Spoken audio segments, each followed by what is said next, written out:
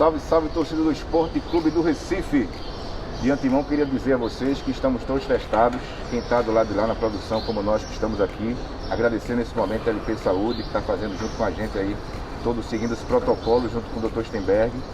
Então, por esse motivo, nós vamos tirar a máscara aqui, para até que vocês possam nos ouvir melhor e a gente ter essa proximidade com esse papo de hoje, que é com um cara que pouca gente conhece, muita gente conhece, mas um cara que é meio low profile, um cara que gosta de estar nos bastidores, que faz muito por esse Esporte Clube do Recife, e a gente vai saber um pouco mais dele hoje. Carlos Frederico, vice-presidente executivo do Esporte. Carlos, tudo bem? Como é que você está? Tudo bem, Petrúquio. Saudar a torcida rubro-negra, imensa torcida rubro-negra. Antes tarde do que nunca, né? Eu acho que a função do vice-presidente, ela tem algumas características importantes, e eu acho que a principal delas é a discrição. Eu acho que é feito o árbitro de futebol. Quanto menos aparecer é porque desempenhou bem o papel. Exatamente. Então eu acho que o vice-presidente ele se encaixa muito nessa atribuição. Eu acho que dentro desse pré-requisito aí eu tenho desempenhado bem minha função.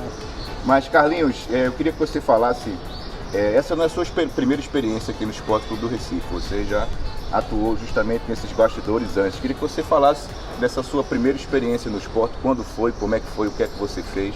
Isso, até essa experiência passada, na primeira gestão de Milton como presidente, nos anos de 2007, 2008, na função de vice-presidente de marketing, aí sim você tem uma exposição maior de imagem, porque obrigatoriamente é uma função onde você tem que estar exposto, você tem que estar, a sua imagem praticamente é vendida tanto quanto a imagem do clube, e foi uma experiência muito exitosa para a turma jovem aí que não sabe, mas foi nela que nasceu o nosso site oficial, foi nela que a gente criou a Rádio Ilha, foi nessa gestão que a gente trouxe a Loto, na época, um grande fornecedor de material esportivo, foi nela que a gente criou o mascote Léo entrando em campo. Quer dizer, dentre tantas outras ações que ficaram aí na história do clube, combinando com a famosa camisa dourada no ano de ouro do esporte, que nós jogamos a Libertadores em 2009. Uma série de ações, fruto de muito trabalho, de muita dedicação, e naquela época sim, tinha que ter um pouquinho mais de exposição, uma função muito diferente da que eu venho desempenhando aí nesses 2 últimos anos.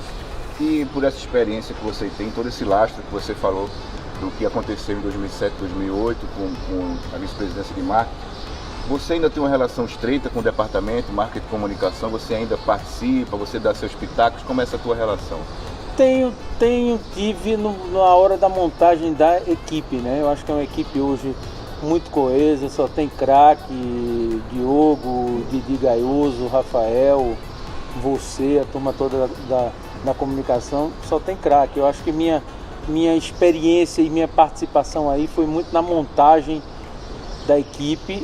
Aquele momento inicial em que a gente chegou no clube e a gente tinha logo de cara uma bomba para desarmar, que era a saída da Under Armour do mercado de futebol no Brasil. Então isso foi delicado. Eu acho que eu usei muito da minha experiência adquirida nos anos anteriores, quando negociei com vários outros parceiros internacionais de fornecedores de material esportivo, então ajudei bastante o grupo nisso aí, mas logo em seguida, Petrúquio, me afastei e deixei que a turma andasse aí com as próprias pernas, ao ponto de, nos últimos uniformes, eu fui conhecendo no dia do lançamento como torcedor comum, na live, em casa, ligado no celular, no computador.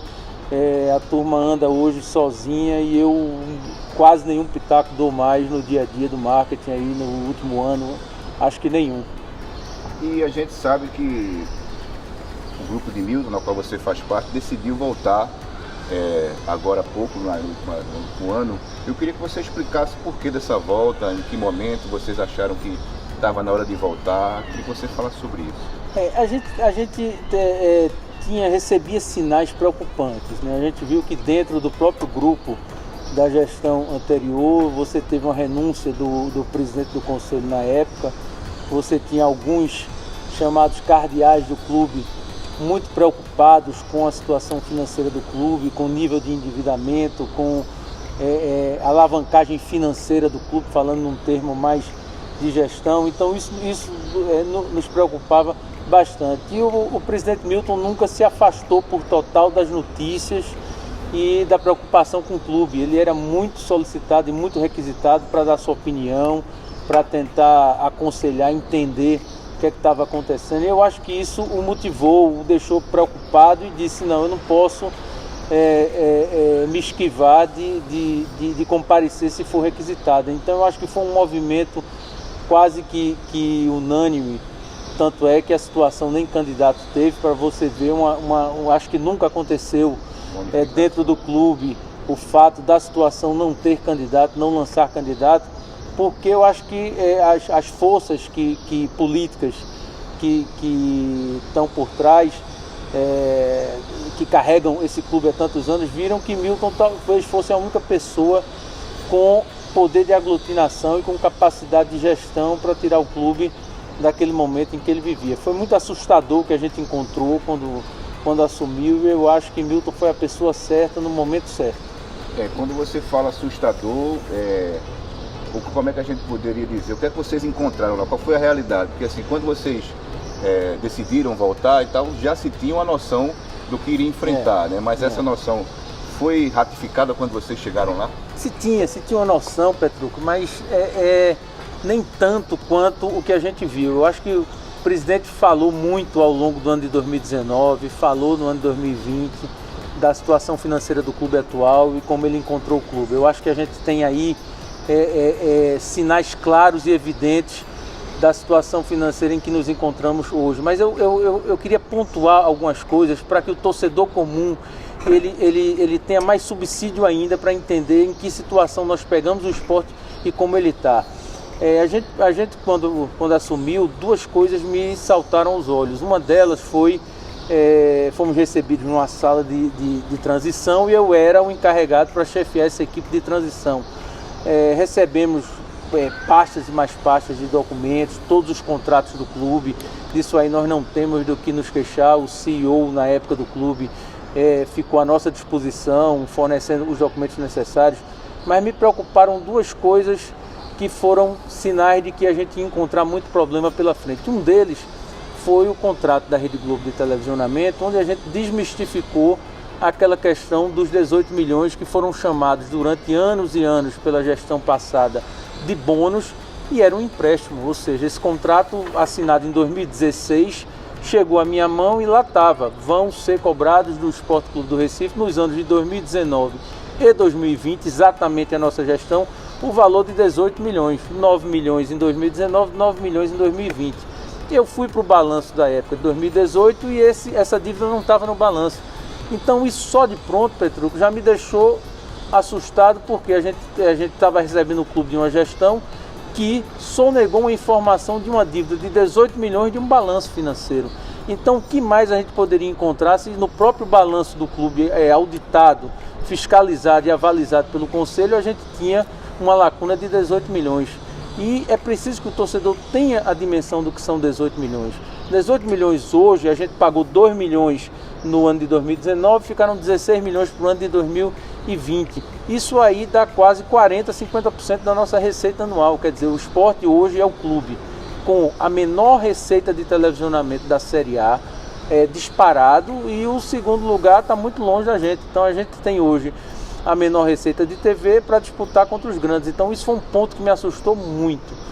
O segundo, para não me alongar muito, foi a questão de planejamento. Eu acho que planejamento hoje, em qualquer empresa, é fundamental, é condição de sobrevivência. E a gente recebeu a proposta de orçamento para 2019, aprovada pelo Conselho Deliberativo do clube no ano de 2018, e era uma peça totalmente fora da realidade do que o clube poderia viver, mesmo que tivesse ficado na Série A. Quer dizer, se fez um planejamento contando como favas contadas que o clube iria permanecer na Série A, esse planejamento ele pode ser alterado até o mês de outubro para ser submetido ao Conselho, ou seja, então se deixou chegar até muito próximo da realidade que o clube tinha de uma difícil permanência na Série A, mas se manteve esse planejamento de receitas para 2020 como se fôssemos ficar na Série A.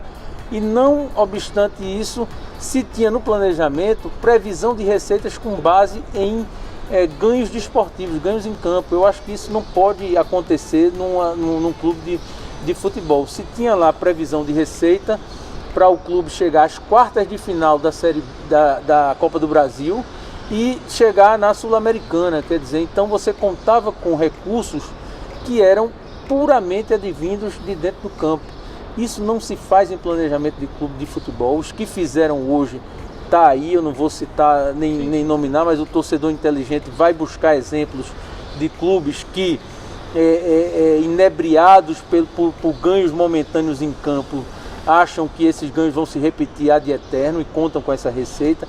Então você tem um furo nesse planejamento aí de no mínimo 10 a 12 milhões também de receitas que seriam advindas caso o clube chegasse nas quartas de final da Série B e caso o clube estivesse na Sul-Americana. Quer dizer, na verdade havia um furo, um rombo financeiro que se contava que fosse coberto com ganho em campo. Isso aí é inadmissível, isso fura qualquer planejamento, isso aí está se refletindo hoje no que a gente está vivendo. Diante desse cenário que vocês encontraram, diante desse processo todo, quais as diretrizes que vocês decidiram? Não, a gente vai por aqui, como é que vocês montaram esse cenário que está dando fruto hoje? A primeira decisão foi realmente a gestão com os pés no chão, como diz o presidente Milton. Quer dizer, a gente sabia que a gente ia ter poucos recursos e a gente sabia que a gente tinha uma meta que para muitos era intransponível, que era voltar à Série A. Como a gente iria voltar para a Série A, saindo de uma cota de televisão de mais de 40 milhões em 2018 para uma cota de menos de 6 milhões, porque eram 6 milhões na Série B, menos 2 que a gente pagou. Então a gente ia ter que fazer com 10% do que foi feito no ano de 2018. Eu gosto muito de citar uma frase do Mário Petralha, que é presidente do Atlético Paranaense, que eu me encontrei várias vezes com ele nas idas à CBF e Globo, que ele dizia: futebol é uma maravilha, o ruim é o jogo, é a hora do jogo. Porque você planeja, você faz todas suas ações fora de campo para que tudo dê certo, mas na hora do jogo você não tem a certeza que vai ganhar. Então isso aí tem que ser tirado fora. Eu acho que nós estamos num setor de gestão de clube de futebol que não é lugar para amador, não é lugar para aventureiro, não é lugar para sonhador. Doeu muito o tamanho do corpo de funcionários que a gente teve que fazer no clube. A gestão estava inchada, a gente tinha departamentos aqui com 2 gerentes, cada gerente ganhando 15 mil reais, e era um salário hoje para a realidade do clube real. E você ter 2 gerentes no mesmo departamento, às vezes com função cruzada. Então a gente teve que fazer esse trabalho, digamos, a parte não suja, mas a parte desgastante do trabalho. A gente teve que fazer com o trem andando, sem deixar ele descarrilar. E todo esse corte de despesa mexeu com os esportes olímpicos, mexeu com a área social do clube, mexeu com áreas até sensíveis como o próprio marketing, que tinha orçamentos muito maiores em anos anteriores, e teve que trabalhar sem orçamento. O marketing até hoje ele não tem orçamento para trabalhar, ele tem que buscar recursos dentro das próprias ações que ele faz, mas ele hoje não tem condição de, digamos, pagar um transporte, uma despesa para os funcionários da área. Ele tem que buscar esse recurso dentro da ação que ele vai fazer, porque o recurso não pode sair do caixa do clube, porque o clube não tem caixa para isso. Então eu acho que foi uma gestão heróica. Acho que o presidente Milton foi muitas vezes incompreendido por ser taxado às vezes de que não, está lamentando demais, não. Era a dura realidade de ter que acordar todo dia e você não ter aquele recurso para girar o clube. Muito se fala, Carlinhos, isso até é o pensamento do presidente Milton, dessa profissionalização dos setores do clube. Você citou aí que não é para amador, então como é que você enxerga isso hoje aqui no esporte? Qual o seu pensamento hoje sobre essa questão de profissionalizar todos os setores do clube? Eu acho Pedro, importante, eu acho que é um caminho sem volta. O clube tem que ser profissionalizado, mas tem que ter muito cuidado, tem que ser muito criterioso nessa profissionalização. Eu acho que hoje o cenário que eu vivi na minha primeira passagem no marketing em 2008 era hoje, 12 anos depois, a gente chega num cenário onde ainda assim o Nordeste é muito carente de bons profissionais na área de gestão esportiva, mas tem esses profissionais, tem que se buscar, tem que se trazer eles para dentro do clube, mas tem que se manter um acompanhamento muito de perto daqueles que conhecem a fundo as particularidades de cada clube, as nuances, isso. Nenhum clube é igual ao outro, todo clube tem sua questão política muito aflorada, essa questão política tem que ser trabalhada e às vezes o profissional sofre muito porque ele não consegue captar, digamos assim, como é o ambiente profissional dentro daquele clube, como ele tem que se adaptar à realidade. Mas eu sou um ferrenho defensor de que quanto mais profissionais a gente tiver em todas as áreas do clube, eu acho que o desempenho é muito melhor. Carlinhos, agora um momento que eu queria que você falasse, a pandemia. O momento que todo mundo passou, do Brasil e no mundo, a pandemia chegou, estádios vazios. O que impactou no clube esse processo que a gente viveu, todo mundo viveu junto, em casa? É complicado, é como se a gente tivesse tomando posse de um outro clube também, novamente. Quer dizer, a gente de 18 para 19 já se deparou com uma situação difícil de administrar. Não obstante isso, 19 para 20 vem a pandemia e a gente tem que recalibrar todas as máquinas dentro do clube. Quer dizer, muito difícil porque o presidente Milton tinha uma expectativa de que a gente conseguisse negociar alguns patrocínios muito fortes e também a receita de público ela pudesse suprir as parcelas desse empréstimo de televisionamento que a gente está pagando. São parcelas pesadas, a gente paga, tem meses que a gente paga 2 milhões e 200 só de parcela desse empréstimo, então a gente tinha que cobrir isso com receita de público e de patrocínio, e essa receita não veio, e muito difícil que ela venha na proporção que a gente esperava até o final do ano, entendeu? Então a gente tem uma expectativa de retorno de público, mas eu acredito que talvez no mês de dezembro, sendo otimista, entendeu? Então foi muito difícil fazer a gestão desse momento, foi muito difícil e dolorido tomar decisões até de fechar áreas do clube, como a gente fechou os esportes olímpicos, e você sabendo que a retomada ia ser ainda mais difícil, porque é como você deixar um carro velho muito tempo parado e quando você vai tentar ligá-lo novamente, você sabe que tem que trocar a bateria, tem que trocar outras peças, você gasta muito mais até de que para deixar ele parado. Então hoje a gente está vivendo esse momento de religar o clube, e tem que ser feito aos poucos. A área social ela tem que de acordo com a disponibilidade financeira do clube, ela ir voltando aos poucos. Então eu acho que é um ano de muito aprendizado também, mais uma vez, de gerir o clube com ainda menos receita do que a gente tinha como expectativa. Falando em receita agora, eu queria essa questão dos contratos, Carlinhos, com nossos fornecedores, como é que estava quando vocês pegaram antes da pandemia, como é que está agora? Alguma coisa que você tem de novidade aí pra gente? Alguma coisa que você pode elucidar? Basicamente, a grande mudança que a gente recebeu também, isso aí não tem culpa nenhuma de gestões passadas, mas a gente pegou o clube na mudança exatamente da saída da Caixa Econômica do mercado de futebol, que era o grande patrocinador de clubes de futebol durante muitos anos, no Brasil todo, que deixou os departamentos de marketing dos clubes, Petrucci, acomodados. Quer dizer, você tinha já um patrocinador que pagava um valor de mercado extremamente atraente, um valor que depois a gente viu que não era a realidade do mercado, e que do dia para a noite esse patrocinador saiu do mercado. Então a gente teve que assumir o clube, montar uma equipe azeitada para viver esse mundo novo de busca de novos patrocinadores. Então você tinha o mercado de bancos digitais, você tinha o mercado de apostas florescendo. Quer dizer,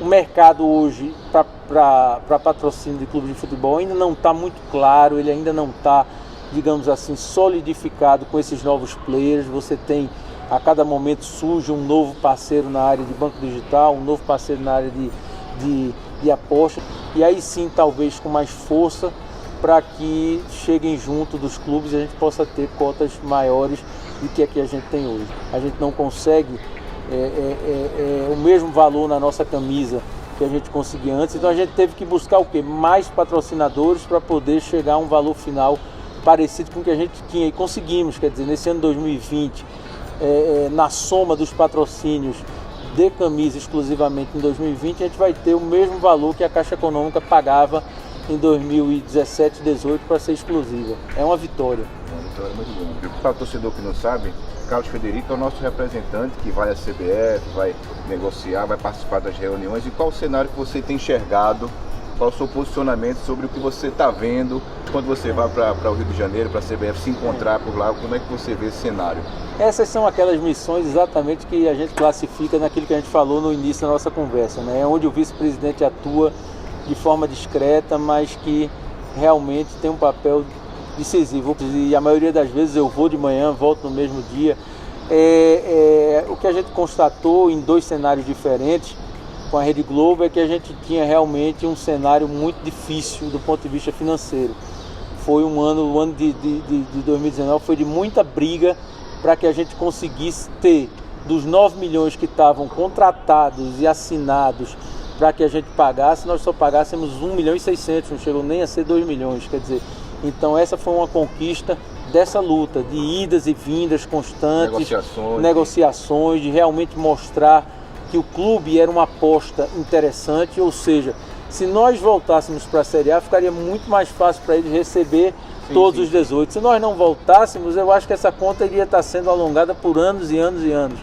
Então, a gente não tem muita queixa do momento de parceria que o Grupo Globo teve conosco, mas a gente teve que ser muito criativo, muito convincente na apresentação desse projeto e dizer: esse projeto é vencedor e ele vai tornar o clube a Série A em 2020. A primeira etapa foi cumprida, agora em 2020 a luta com eles passou a ser de alongar essas parcelas, porque nós entramos no calendário de 2021, então, ou seja, tivemos uma grande conquista de conseguir que o restante do recurso a ser pago em 2020, ele possa ser pago até o final da Série A, que vai se dar em março, em fevereiro, a gente recebe em março de 2021, então essas são tarefas complexas, mas são tarefas que exigem uma dedicação constante entre Globo e CBF para que a gente consiga tirar o máximo do que o esporte tem de direito. Um clube muito respeitado, onde a gente chega, a gente sente que a história do clube, as conquistas do clube e a seriedade, principalmente a imagem do presidente Milton hoje, é uma imagem de muita credibilidade dentro da Rede Globo, dentro da CBF, dentro do mercado do futebol no Brasil todo. Já que você falou em receita, vamos entrar aqui agora na parte financeira, que interessa muito ao torcedor. Receita do clube, o que é que a gente tem hoje? Como a gente já citou aqui, arquibancadas vazias, o sócio também se evadiu pela questão de não poder frequentar o clube, outras questões financeiras até, porque com a pandemia muita gente perdeu potencial financeiro. O que é que a gente tem hoje de receita, Carlos? Como é que o esporte sobrevive? A gente pode falar, Petrucci, esse sócio se evadiu no esporte, ele tem uma componente um pouco diferente. A gente já analisou, a gente já tem hoje uma empresa que faz gestão do nosso programa de sócios, que já fez e faz em clubes pelo Brasil todinho, e a gente identifica aqui no clube uma condição um pouco diferente. Há um grau de fidelidade do nosso sócio maior do que a média de clubes que não tem uma torcida com tanta tradição como a nossa. Então foi impressionante, porque a gente sentiu aquele susto inicial nos meses de março e abril, de um pouco de fuga de receita no quadro social, mas a gente viu que em maio, mês de aniversário do clube, e quando a gente passou a ser proativo no marketing para dizer calma pessoal, existe uma pandemia, existe uma crise de saúde mundial, mas existe o Esporte Clube do Recife, que é a sua paixão e que ele vai passar por isso, a gente vai passar por isso. Quer dizer, então a resposta do sócio a essa provocação que a gente fez, ela foi espetacular. A gente levou 1 mês e meio, 2 meses para recuperar já o status que a gente tinha pré-pandemia. Então, em tese, a gente teve 3 meses e meio de queda de receita no quadro social, e ela voltou ativamente. Eu até sou um pouco de voto vencido nessa questão de sócio, porque por mim a gente era mais agressivo ainda em termos de baixar preço e dar condição para que o torcedor se associe. A gente vive numa região do país extremamente pobre, não dá para comparar o ticket médio que a gente tem de futebol hoje no Nordeste, principalmente em Pernambuco, haja vista anos e anos que vivemos todos com a nota, subsidiando futebol. Isso é uma questão complexa que dava 2 horas aqui de bate-papo entre a gente, mas eu sou defensor de que a gente ainda cobra um ticket alto para o nosso sócio. E eu acho que isso deveria ser profundamente explorado. Eu acho que o torcedor que pudesse pagar R$2 ele pagava, R$3 ele pagava, 5 ele pagava, 10 ele pagava, porque o que vale é trazer ele para viver a experiência esporte. A gente está com novidades aí de lançamento em breve, de uma forma de relacionamento nas redes sociais digitais mais interativa com o torcedor, onde isso vai trazê-lo mais para perto do clube, e talvez aí a gente consiga dizer para ele: venha, viva o esporte e você ajuda como você puder. O Leão Play é uma dessas. A gente está aqui porque você está aí, torcedor, está fazendo o esporte mais forte, e é assim que a gente vai construindo essa história que ainda tem muito a dar pela frente. Nessa questão financeira ainda, como é que você faria o paralelo, já que a gente está aqui falando de receita financeira, do 1º de janeiro de 2019 para o 1º de janeiro de 2021? Eu acho que o indicador que salta mais aos olhos do ponto de vista financeiro disso é o que a gente vai ter pago de dívida. A gente vai ter pago de dívida mais de 30 milhões nesses 2 anos, ou seja, foram mais de 30 milhões que foram tirados de recursos que iriam direto para investimento nessa infraestrutura daqui que a gente vê que está precisando, ou dentro de campo em jogadores, ou na modernização de outras áreas do clube, que foram tirados para a quitação de dívida. Eu acho que isso aí a gente paga com dor, né? Feito aquele dinheiro que você tira do bolso com uma pena, entrega e fica segurando, mas infelizmente a gente teve que fazer. Só na 12ª vara hoje a gente tem um saldo de mais de 6 milhões de reais hoje lá para acerto de causas trabalhistas, então lá esse dinheiro já está depositado lá. Então eu acho que isso é o que salta mais os olhos. É importante que o torcedor tenha consciência disso. Esse movimento ele foi difícil de fazer, mas ele foi indispensável para que a gente possa de novo criar bases sólidas para o crescimento do clube. E agora vamos passar para a parte mais humana da nossa conversa. O torcedor talvez não saiba, mas a gente que está aqui no dia a dia do clube sabe que você tem uma relação muito próxima com o presidente Milton Bivar. Como você vê essa relação e como você vê essa relação que o presidente tem com você e com o Esporte Clube do Recife? Essa relação, Petrucco, é curiosa, porque muita gente pensa ou fantasia que talvez minha amizade com o Milton seja de 20, 30, 40 anos ou de família ou tudo mais. Não teve nada disso. Eu sou um torcedor comum que vivia aqui nas cadeiras, no começo da vida vivia ali nas sociais, mas depois aqui, e que na eleição de Milton, no final do ano de 2006, quando ele foi eleito, eu vim votar e terminei a votação. Quando ele foi proclamado presidente, eu fui lá cumprimentá-lo e me alistei como um torcedor que sabia que podia contribuir com o meu clube. Então me apresentei a ele. Disse que alguns amigos em comum dele me conheciam também, para ter algum cartão de visita, e que eu não era um lunático, um maluco com ideias mirabolantes. E simplesmente ele disse, naquele jeito dele, boa praça, ele disse: rapaz, amanhã, 8 horas da manhã, venha para cá para o clube. E eu, 8 horas da manhã do dia seguinte à eleição, estava sentado numa mesa com ele, apresentando minhas ideias, meus projetos, o que é que eu imaginava de um esporte vitorioso. Aí surgiu uma amizade, quer dizer, então isso prova que não é questão de QI, de indicação, de conhecer, não. É questão, e eu passei 2 anos naquela gestão como vice-presidente de marketing, dizendo a todos, eu atendi a todos. Eu atendi um senhor uma vez de quase 90 anos que trouxe um projeto de sócio-torcedor, e eu gastei 2 horas ouvindo ele sentado, ouvindo o que é que ele achava do que era um sócio-torcedor, e ele achava que tinha descoberto a pólvora, que só ele sabia daquilo, mas ele naquele momento precisava daquela atenção, externar aquilo ali, porque ele era um fanático torcedor do esporte, com quase 90 anos, e querendo contribuir, e eu me vi ali naquela posição dele quando o Milton me recebeu pela primeira vez. Então eu digo isso, passei 2 anos dizendo isso e digo ainda hoje: se você ama o esporte, se você acha que pode contribuir, se você está livre de vaidade, de interesse e quer vir para cá dar uma horinha do seu expediente, quer vir para cá dar uma contribuição, trazer um projeto, trazer um papel, venha, porque o clube, principalmente na gestão de Milton, do jeito que ele administra, o clube vive de portas abertas, as portas da presidência estão abertas, as minhas portas estão abertas. Eu recebo pessoas para tratar dos assuntos mais variados, desde colocar uma grama sintética aqui na ilha, a botar uma coberta no estádio, vem projeto mirabolante de transformar o esporte no Barcelona do Brasil, etc. Mas essas pessoas têm que ser ouvidas, porque sempre tem alguma coisa boa para se trazer. Então essa amizade nasceu aí, cresceu aí e hoje eu acho que a gente se complementa muito, a gente tem muita coisa em comum, a gente tem muita coisa que a gente pensa diametralmente oposto e acho que é aí onde vem essa complementariedade.